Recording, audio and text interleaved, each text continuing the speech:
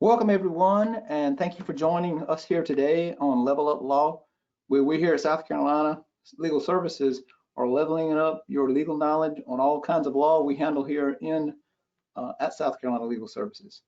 I'm Rusty Enfinger, substituting for Susie Ingalls, and I'm an attorney here with South Carolina Legal Services, one of the deputy directors, and I'll be your moderator today for the day's presentation, along with our producer, Kenneth Elliott, who's with the South Carolina Legal Services IT department. We're joined this morning, or this afternoon, I guess I should say, with South Carolina Legal Services attorney Elliott Tait. Elliott's in our Charleston office, and he will be talking about education law. Specifically, he'll be discussing IEPs and 504s and explaining the difference between these two type of situations. The webcast is being recorded, and it'll be posted later on our YouTube channel, the YouTube channel of South Carolina Legal Services. That'll happen later this week, and the presentation along with Elliott's slides will be on the YouTube channel.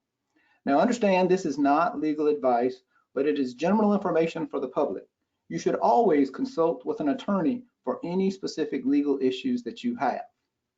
Also, at the end of Elliott's presentation, we'll provide some information to you on how you can apply for free legal assistance here at South Carolina Legal Services, and also on how to access our information and the different resources we have on different legal topics that we provide. During today's webcast, attendees will be in listen-only mode, but be sure to put your questions in the chat box so that Elliott can answer those as we go along. We're going to try to answer the questions if we can do so without interrupting the presentation. But at the end, if we have enough time, he will be able to get to all of those. So again, thank you for joining us today. And Elliott, it's your show. Thanks, Rusty. Hey, everyone. Thanks for tuning in. I love that today I get to work with two of my favorite people that we have at Legal Services, Rusty and Kenneth. So shout out to you guys. Really love working with you guys, and cool that we could do something together, even though we're all in different offices. I'm in Charleston, Kenneth's in Columbia, and Rusty's in Greenville. So today we're talking about special education services. And a common question that comes up in my practice is this very question: IEP versus 504. It comes up all the time, and whenever I'm analyzing a new case with a new client, I'm going to walk you through the analysis that I go through, essentially. Because there's essentially two programs that federal law provides to assist students with disabilities in public schools. So the question is, which program fits your students' needs?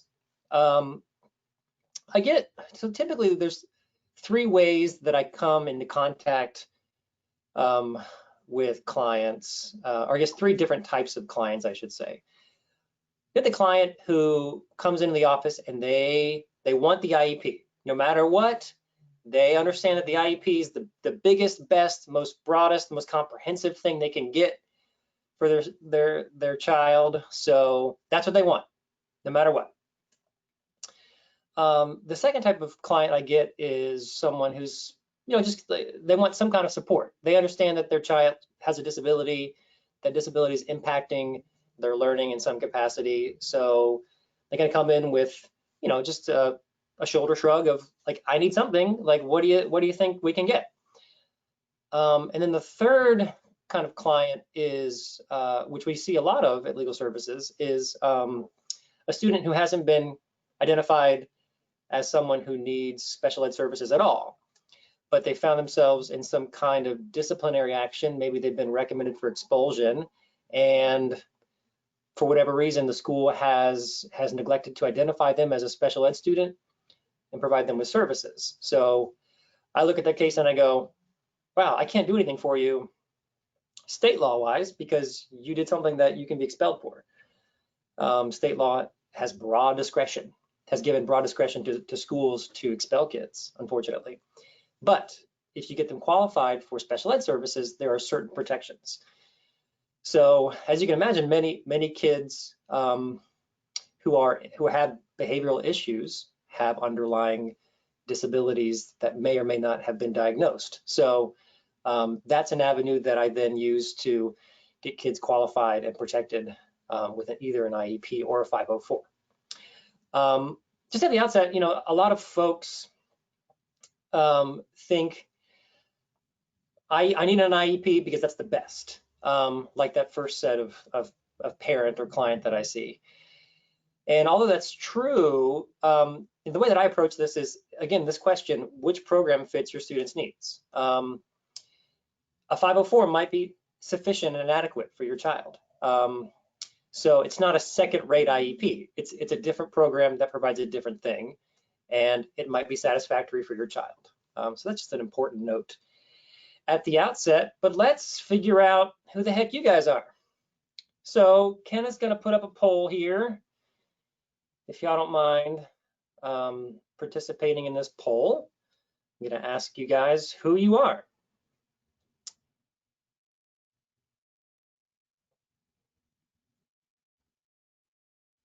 Can you guys see that? Is that working? For some reason, I can't see it. If they're voting now. Okay, great, cool. So asking you guys who you are. Am I gonna be able to see that at some point, Kenneth? The the question, the answers, possible answers? Because I should probably pull those up somewhere. Anyway, great. So can we see those results? See who you guys are.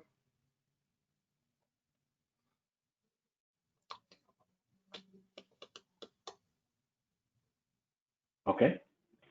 And so just to break down the results here, 25% are family members of a child with a disability, 0% are school employees, 13% are advocates or attorneys, 50% are people just interested, and then 13% are just interested people named Santa Claus. Oh man, I forgot about the Santa Claus part. If you're Santa Claus, I want to say thanks, by the way. I had a good Christmas. So thanks, Santa. All right, so cool. We got a nice diverse group of folks here. Good, so that helps me understand kind of who we are. All right, so again, some like at the outset stuff, acronyms and jargon. I mean, there's no way around it. Special ed law is just rife with this stuff. It unfortunately creates a pretty high bar of entry because you've got to learn a whole bunch of stuff, and it's all muddled with jargon and acronyms. So IEP stands for Individualized Education Program. And a 504 is just shorthand for Section 504 of the Rehabilitation Act.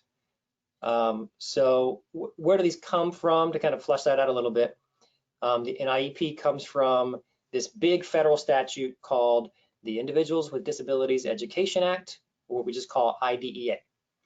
The IDEA is a funding statute. And what that means and why that matters, we'll get to in a second, because I want to compare it to the 504. That's what we're doing, right? We're just comparing these two to figure out the differences, similarities. So 504s come from the Rehab Act and kind of coupled with the ADA, the Americans with Disabilities Act. Those two are civil rights statutes. All right, so we got a funding statute for the IEP and a civil rights statute for the 504. So what does that even mean? Why does that matter?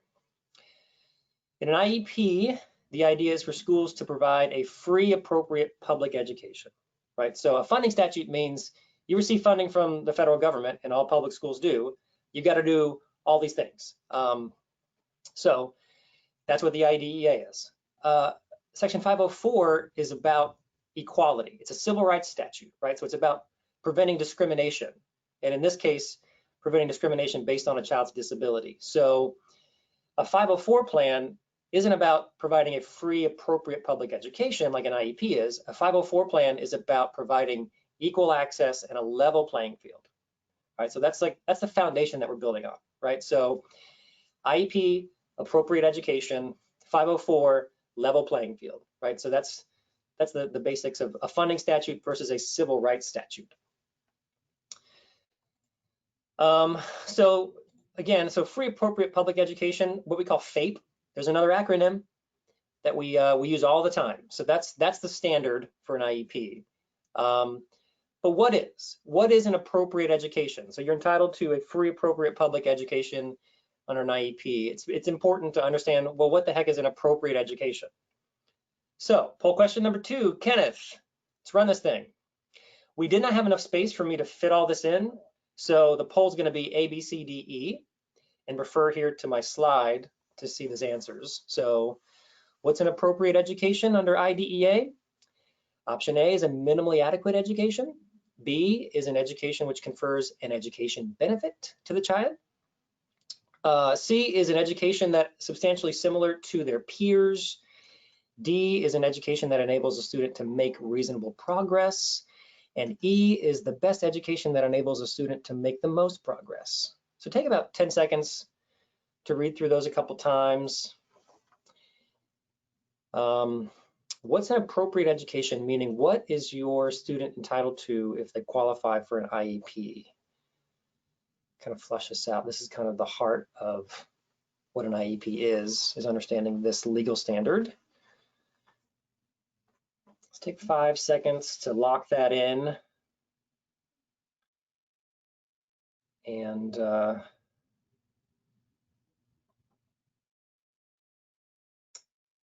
what we got, Kenneth?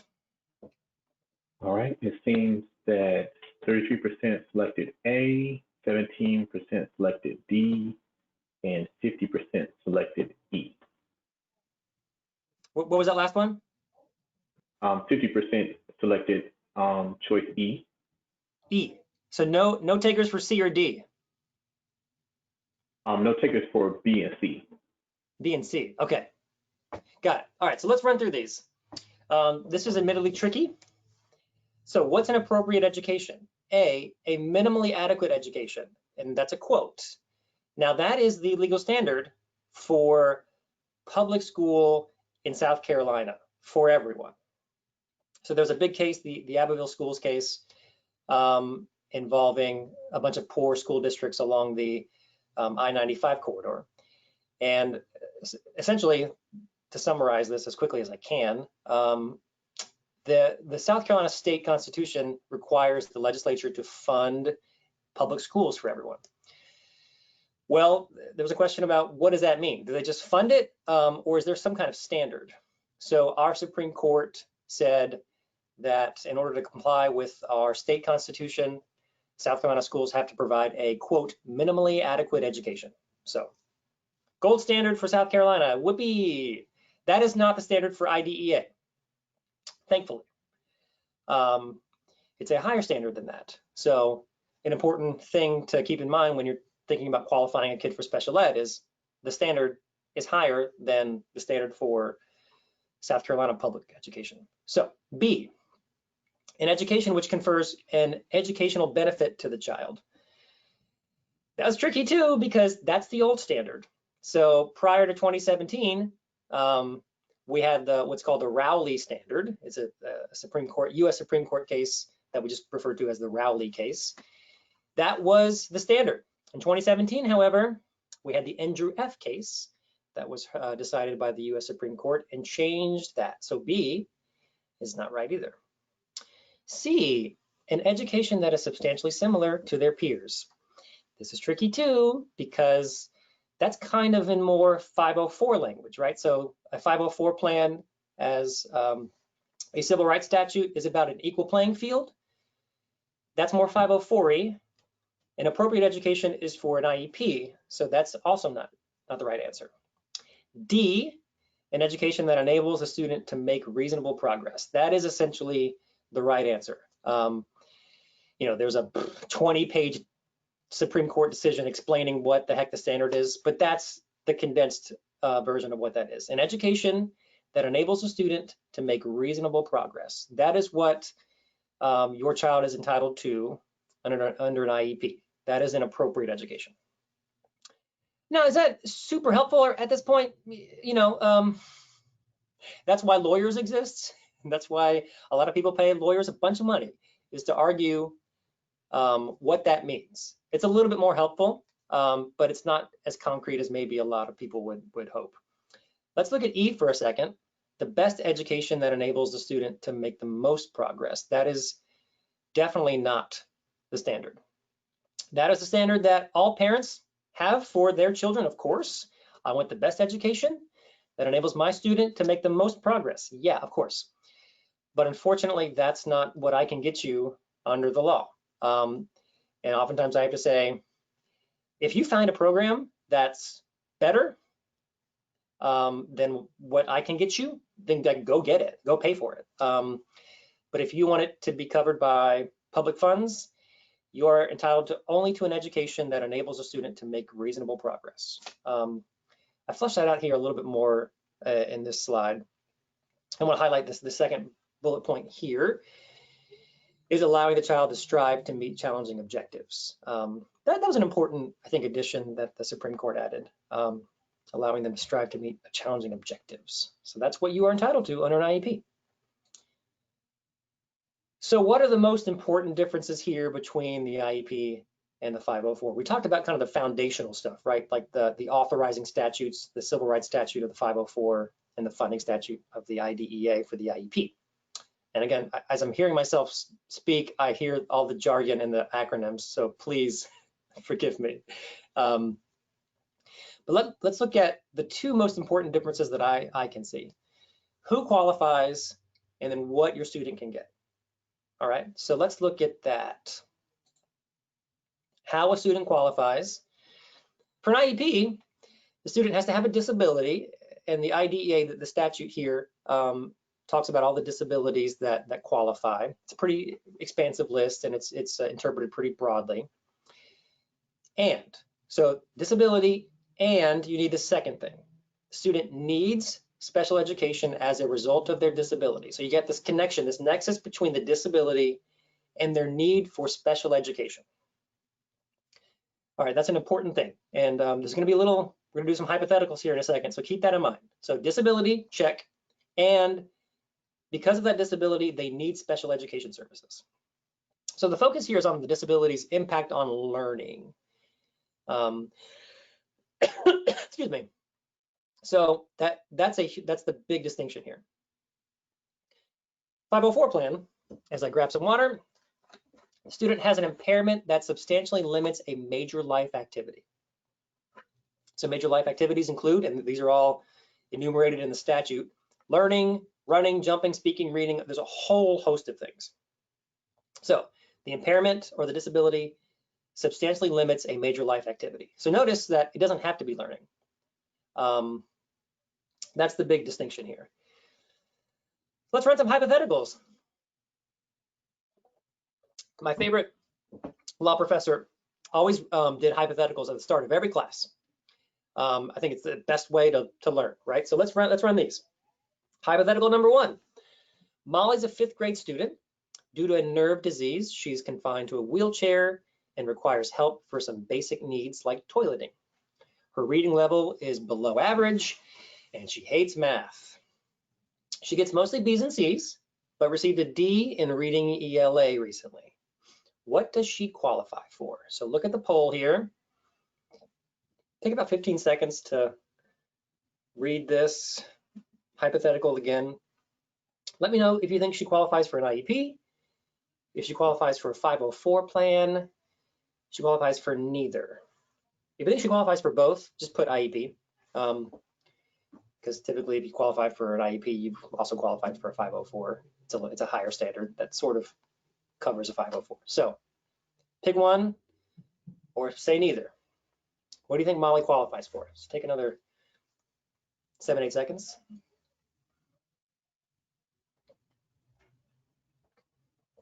Lock your answers in.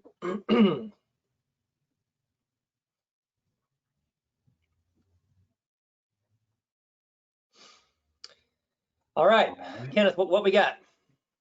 We have 38% say IEP and 63% says 504.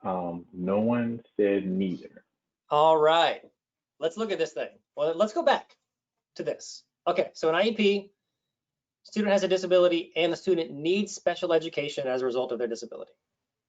All right, Molly's a 5th grade student. Due to nerve disease, she is confined to a wheelchair and requires help for some basic needs like toileting. All right, so we're definitely in 504 territory, right? So she's got a disability, she's got this nerve disease, confined to a wheelchair, requires help for some basic needs like toileting, right? Well, first off, with the wheelchair, she can't walk. Walking is a major life activity. Toileting, yeah, using the toilet obviously as well. So we're definitely in 504 territory. She certainly qualifies for that. Now, let's see if she qualifies for an IEP. Her reading level is below average. She hates math, don't we all? She gets mostly B's and C's, but received a D in reading ELA. She does not qualify for an IEP under this set of facts because there is a lack of a connection between the disability, this nerve disease, and her issues with reading, essentially, right? That's the big issue, is reading. According to these facts, there's just not that connection. You know, the nerve disease does not require her to have special ed services. Now, if this client was in my office, I'd say, hey, do you have I assume you see a specialist for this nerve disease. Ask them if this nerve disease impacts learning, if there's any connection to, to brain stuff happening, if her functioning, her cognitive abilities are hindered somehow because of this nerve disease, then yeah, definitely.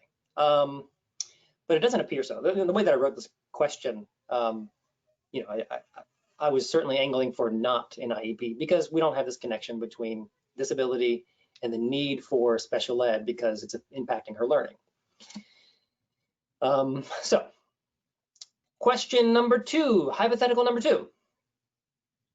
Peter is an 8th grade student. He has ADHD and takes medicine at home before school to help. Periodically, teachers have to remind him to stay on task. A few times a semester, Peter gets suspended for doing something stupid and impulsive, like shouting profanity at a teacher. Believe me, we've had plenty of clients like that. What does Peter qualify for? All right, so take 15 seconds to think about it and participate in the poll. Does he qualify for an IEP, 504, or neither?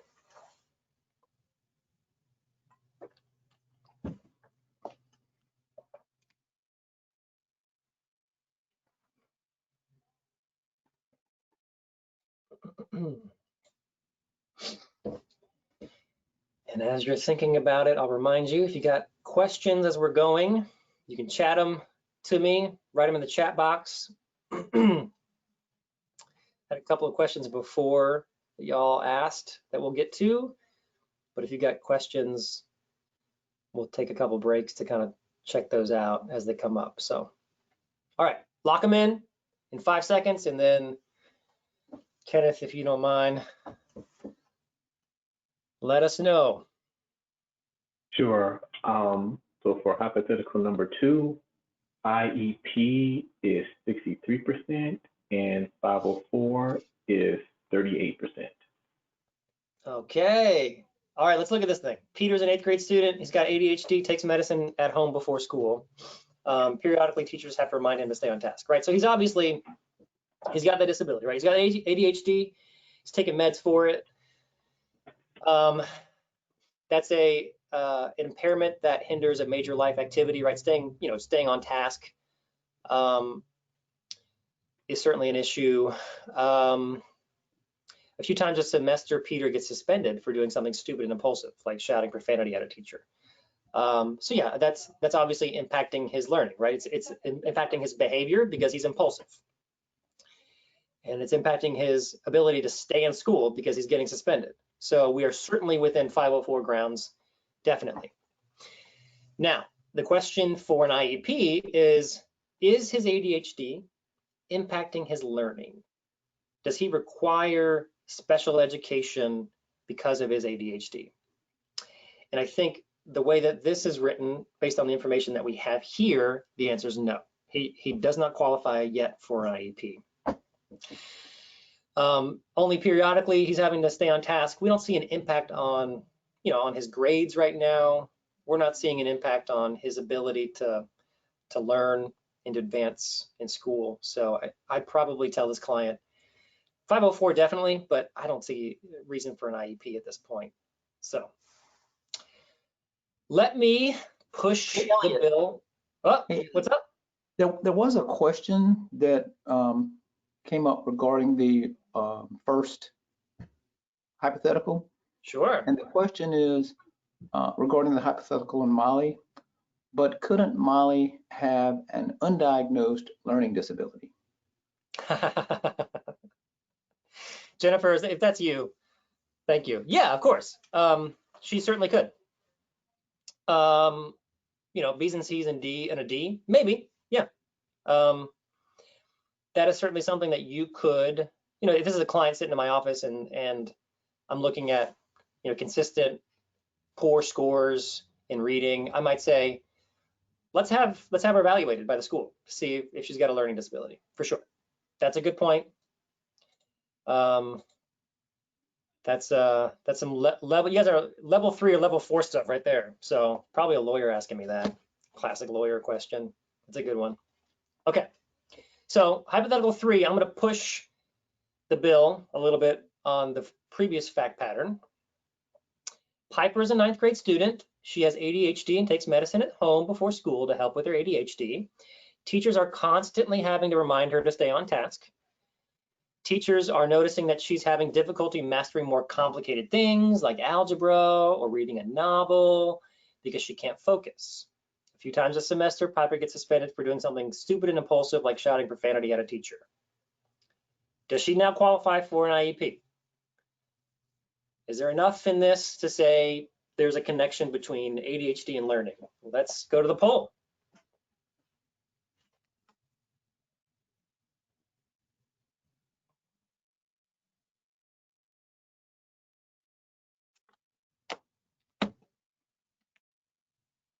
All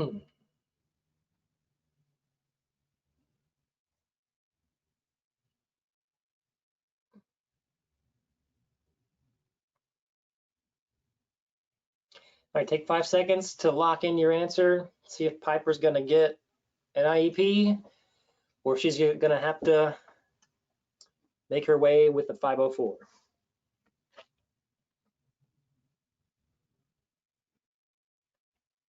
It seems that everyone thinks IEP is the correct answer.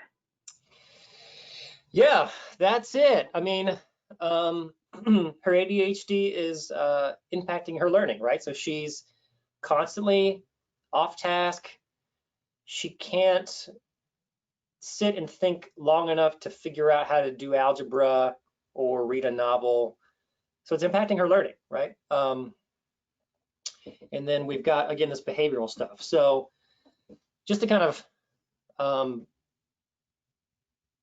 draw a close to the Peter and the Piper scenario, both of these folks are going to need a behavioral intervention plan.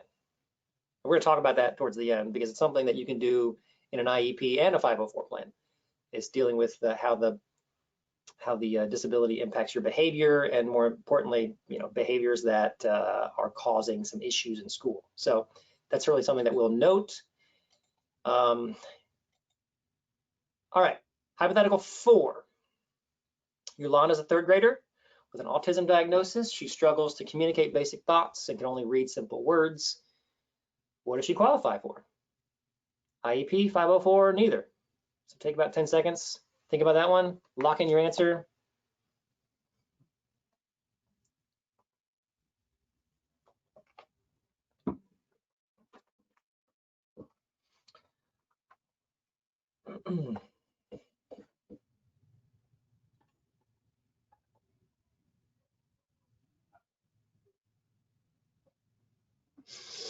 All right, take 5 seconds. What does Yolanda get here? All right, Kenneth, what do we got? It seems most people think 100% that IEP is the correct answer. Yeah, this one's a little easy, right? I mean, autism diagnosis, obviously, a disability under IDEA and 504. Struggles to communicate basic thoughts. I mean, you know, she's well behind where a 3rd grader should be. So yeah, she's going to be getting special education services because her diagnosis, her disability is impacting her learning. Good job, guys. All right, last one. I threw this in this morning. Rosita is a 6th grader whose family recently immigrated to the US. She reads, writes, and speaks very little English. She's failing all of her classes. What does she qualify for? IEP, 504, or neither? So take 10 seconds, think about it, lock in your answer. I'm gonna spread COVID around, don't mind me.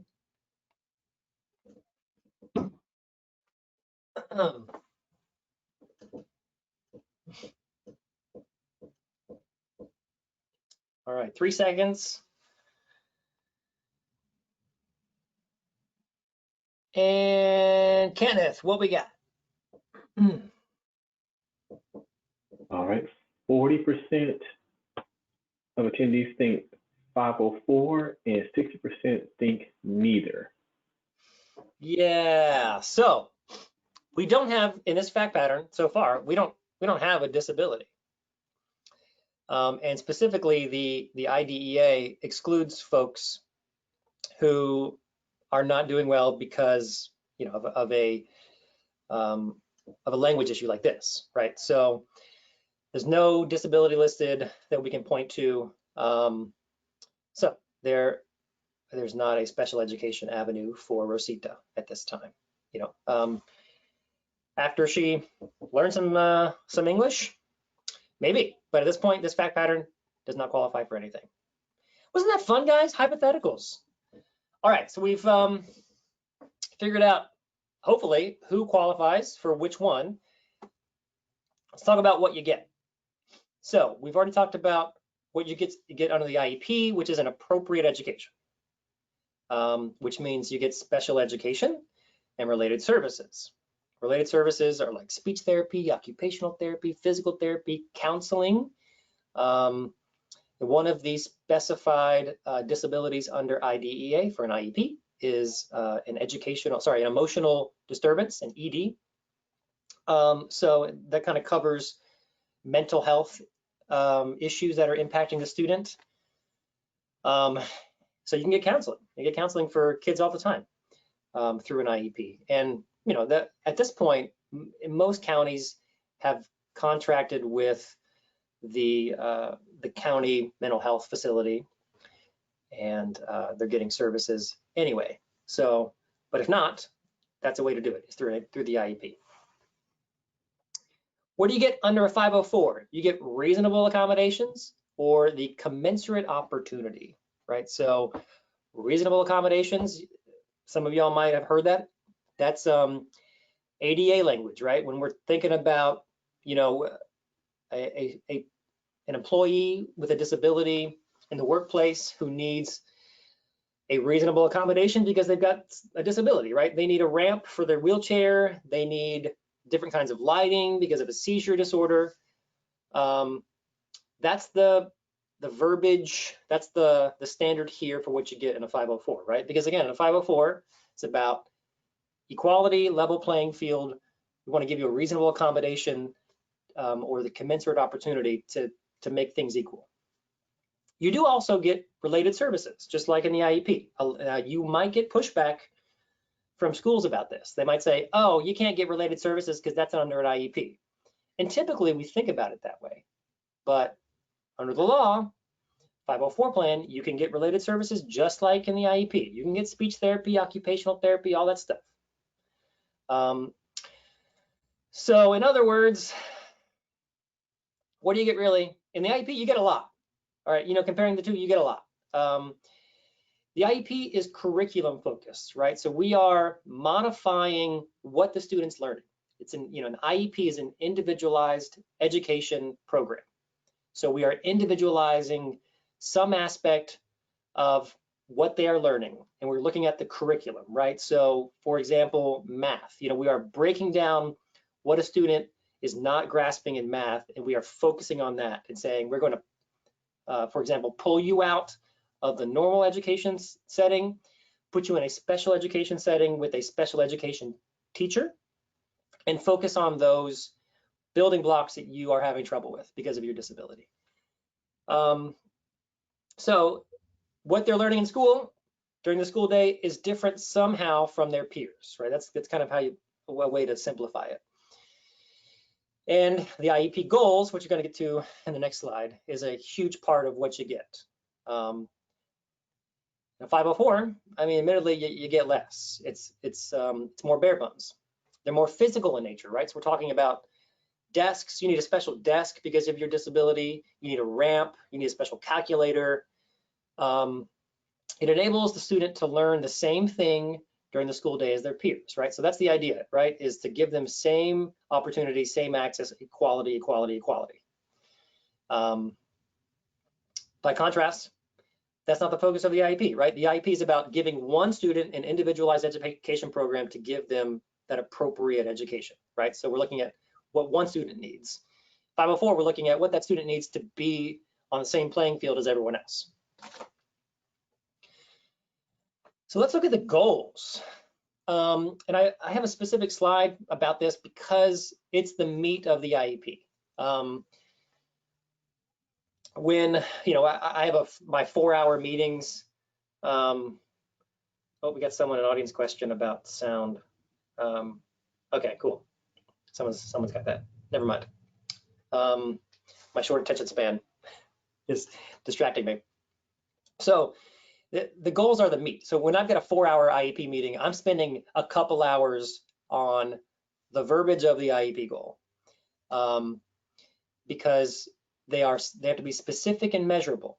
So to use the math example, you know, you don't have a goal that's just saying you're going to do better at math. That's not the goal of your IEP.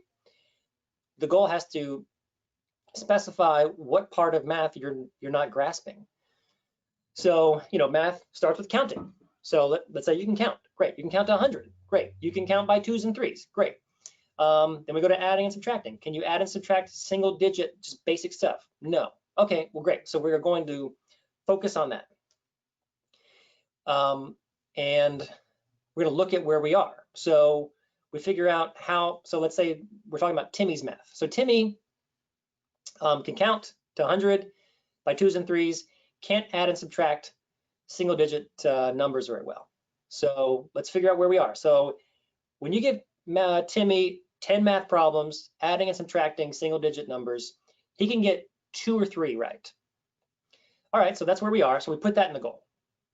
And we look a year down the road. With a whole year of pull-out time with a special ed teacher, where do we think Timmy can be? You know, he'll probably get maybe 8 or 9, depending on his disability, right? So these are all individualized. So that's specific and measurable. We can see if Timmy 6 months from now, halfway through the year, is he halfway to his goal? How's he doing? Has he already accomplished that goal? Did he blow us out of the water? And we need to change it to 10 out of 10, or maybe to move on to a different concept, right? Whatever. I'm not a teacher. I don't know what comes after that.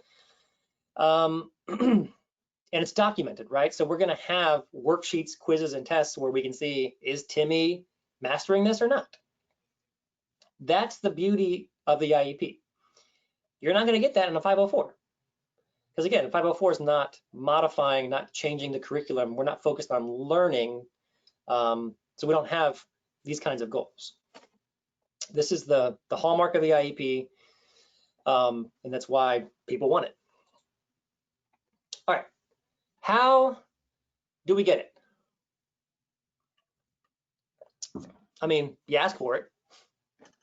I think we had a question about that earlier. Oh wait, no, that's about following it. Okay, we're going to get to that in a second. Sorry. All right, so how do you get into the IEP? You ask for it. The school does a psychological evaluation, hopefully within 60 days. If not, you got some issues. You might need a lawyer. So the school psychologist does a big evaluation, meets with the child multiple times, sees how they're doing in school, you know, observes them in school, talks with teachers, talks with parents, whoever else, medical providers that are relevant. Then you got a big long meeting. Like I said, like mine typically lasts the last 4 hours. And at the end of them, people just really hate you because you've used half of their day. But they're big, complicated meetings because the IEP is a big, complicated document. It's a 10 to 12 page document that you are writing together. A lot of it's pre-written, which is somewhat helpful, but at the same time, you also got to go back and change stuff because it's misrepresented, or the goals are just poorly written. They're not specific and measurable. I spend a lot of my time rewriting goals with people because people are just really bad at writing goals. With a 504, you maybe have an evaluation depending on the circumstances. You got a pretty short meeting, and you might have a 2-page document at the end of it. Most of these are written down. When we had a meeting, I guess a presentation from the Office of Civil Rights on 504 plans, they told us you actually don't have to have a written 504 plan, which is crazy, but it doesn't have to be written down. So, but most of the time you've got a meeting, you get a 504 coordinator at the school, you're gonna have a 1 or 2 page document explaining what the 504 plan is. So that's how you get it. The behavioral intervention plan. Okay, so this is in twinsies, because this is something that I mentioned before you get under an IEP and a 504 plan. So if the disability, the impairment is impacting the child's ability to stay in school, to behave themselves, to not impulsively shout profanity at their teachers, for example, cases we get all the time, then we need a BIP, a behavioral intervention plan. So, and these are super important because number one, they protect the child from getting expelled unnecessarily. Kids that are not in special ed are subject to state law with regard to expulsions. And like I said at the beginning, statute gives broad discretion to schools to expel kids. It's just, they're hard to fight against. If you've got a child in special ed, however, before the school can seek to expel that child, you've got to have a big meeting. It's called the Manifestation Determination Review meeting. It's like in a big IEP meeting where all the people involved in this child's special education program get together, and you discuss if the underlying actions that cause the recommendation for expulsion are a manifestation of that child's disability, right? So in the ADHD scenario, is lashing out in profanity, is that a result of ADHD? A lot of times it is. So that child can then not be expelled. That's a huge, huge protection, which is why we are always trying in a special education or in a school discipline case, we're always trying to qualify these kids for special ed in some capacity because of the federal protections that are provided to them. State law doesn't give. Well, I'll correct myself a little bit. State law applies federal law. So I guess there's that. So where was I going with this, with the behavioral intervention plan? Oh yeah, what do you do with it? So the way that I use it is, there's a couple of different methods depending on the age and the disability of the child. You can use it as a positive thing. So we're going to use positive reinforcement. When the child is doing good things, we give them a reward. And you set that up in the BIP. You do a tally system. You do a candy system, something where they are getting rewarded consistently for good behavior. You also, depending on, that doesn't work necessarily for every child. But even if it does, you also want to plan for, okay, what if it's not going good? Then you've got a flow chart. So step one is you do this. Step one, or if the step one doesn't work, you go to step two. So step one might be, a polite, let's see, a polite statement from the teacher to get them back on task or to correct them, right? If that's not going well, if the student's like not handling that okay, then maybe like excuse them to the bathroom, excuse them to another teacher, to the counselor's office, to the principal's office, but not to be like written up. that sort of thing. So step 2 doesn't work, then step 3, step 4. So you got these things in place to where the whole team knows how to deal with this child, and we're trying to de-escalate that child and get them back in class. If we don't have that, then, you know, if this child lashes out and says something profane to the teacher, they're going to get suspended, period. Like that, of course, right? You know, you can't curse at your teacher. But if that's a part of this child's disability and we've got a BIP in place, then that's not step 1. Step 1 isn't suspension. That might be step 5 or 6, right? So we've got these intervening steps, and that's the value of the BIP. And again, you can do a BIP in a 504 and an IEP. So that's, we spend a lot of time doing those because of just how useful they are. They prevent kids from being expelled. And if you prevent kids from being expelled, you prevent them from, you know, possibly a lifetime of in and out of prison. You know, there's all the stats and research on that, just showing the school to prison pipeline, right? You get these kids expelled. What are they going to do? Well, they're out hanging out with less than great people, and, you know, stuff happens. So if we can prevent that and prevent the trajectory of their life from going to prison and, you know, change it to staying in school, going to college, getting some kind of vocation, I mean, that's what we're talking about here. So it's important work. Not to pat myself on the back, but I mean, it's important work. All right, enforcement, pew pew. So I think this is the last slide. So for the IEP, the Department of Ed enforces it, and for 504, the Office of Civil Rights enforces it, right? Because again, civil rights statute. We had a question earlier about what can be done when the school does not follow the 504 and IEP after being warned they're not in compliance. Well, friend, you get yourself a lawyer. That's one option. You can do a State Department of Ed complaint. So you can file that via fax or via email with the South Carolina Department of Ed. They are in charge of enforcing the IEP. So they'll do a big investigation, and it might result in something favorable or might not. The reason why I caution people against that sometimes is, one is you're stuck with whatever the Department of Ed says. 2 is the enforcement mechanism that they have is kind of weak. If you hire a lawyer to sue them for due process violations,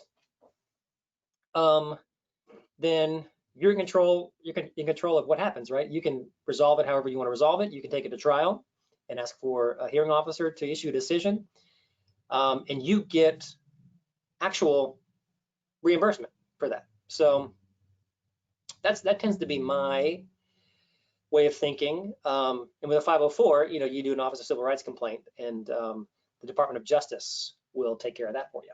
So that answers that question. Rusty, we got any other questions? Hey, Elliott, I'm looking at the chat box and the questions, and I think those are all of the ones we have right now. There was a question about Head Start programs. I don't know anything about counting 504 participants. I can't touch that. I have no idea if you can. I mean, I can say that in order to qualify for a 504 plan, you've got to be a kid with a disability. What that means for counting for Head Start programs, I don't know. Sorry. No questions. Okay, cool. Well, thanks everyone for participating. Hopefully this was helpful. The education unit at South Carolina Legal Services wants to help. If you want to consult with an attorney for free, you've got to apply for our services. But if you qualify as low income, you can talk to one of us for free, and we can talk about how strong of a case you got. You know, we take cases at the very beginning, we take them in the middle, we take them at the end. We just want to help kids and get them qualified. So that's my passion. That's our passion. Rusty, are you doing the outro, bro? Yes, you. Yes, Cool. sir. I'll shut myself up. Bye. You're doing such a great job. Thanks, Elliott. We really appreciate that presentation. We'll be putting up some information regarding legal services here now. The next screen, the next slide, please. We appreciate all y'all who joined us here today. Thank you for being a part of this topic. Also, I want to remind you that on every Tuesday at noon, we do educate the public with this Level Up Law series, where we discuss some of the most common legal issues that we see here at South Carolina Legal Services. And remember, all of these free webcasts can be found on the South Carolina Legal Services YouTube channel under the Level Up Law playlist. Elliott's presentation is going to be posted later this week. And when you look at the YouTube playlist on our channel, and if you found this to be helpful, we really would encourage you to hit like on that broadcast and share it with others who you know who might also need this information. Also, you can subscribe to our YouTube channel and automatically receive alerts if you hit the alert button, so that you'll know and get notified when we have a new episode. One last thing, if you have an issue, as Elliott said, or you need legal assistance and cannot afford a lawyer, you may be eligible for our free legal representation. And you can apply for that. And if we have that screen, that would be great. But if you can apply for that, the toll-free number is 888-346-5592. And our intake staff, an excellent group of professionals who are there Monday through Friday from 9 to 6 to take your question or to take your intake to see if you qualify for our services. But in the meantime, you can also go to sclegal.org. That's our website. And there's a button on there called Apply for Services. You can go on there and it'll direct you to how you can apply for our services. On our YouTube channel, by the way, we have a presentation that actually walks you through some of the tips on how to go through an online presentation. So you can keep in mind that that's an easy way to see what's coming up each week on the Level Up Law series here at South Carolina Legal Services. One way to do that is to go on our Facebook page. We would encourage you to do that and follow us on Twitter. You can follow us on Instagram, like us on Facebook, and then you'll get notifications of all this information that we have available. Next week is an important topic. The topic that we'll have next week with one of our staff attorneys is getting your landlord to make repairs. So if this is something you need, make sure to join us next week or notify your colleagues and friends that they can also come back next week this time to check out that presentation. Thanks again to everyone for tuning in to Level Up Law. We look forward to seeing you next week. And that officially concludes our webinar. Thank you very much, Elliott. You did an excellent job.